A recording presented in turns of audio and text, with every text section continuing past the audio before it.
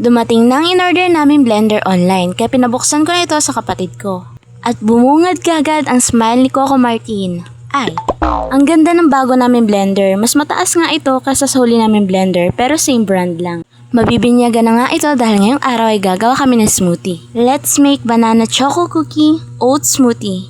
Para sa aking gagawing smoothie ay gagamit ako ng 4 na saba ng saging, 1 choco mucho cookie, 2 tagdos na asukal, 1 powdered milk, at Vinda Valley Quick Oats.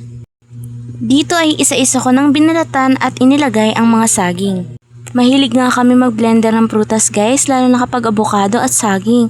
Kaya ngayon na lang ulit kami nakagawa ng smoothie simula nung nasira yung dati naming blender.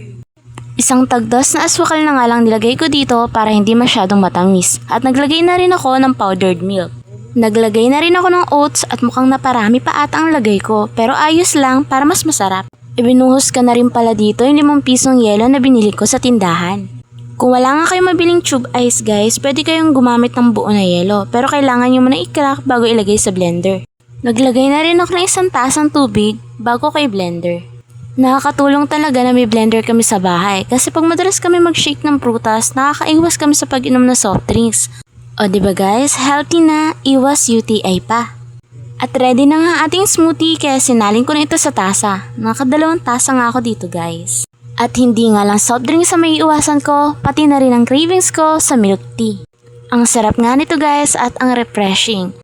Kayo guys, anong prutas ang gusto niyo i-blender ko sa susunod? Yun lang guys, thank you for watching.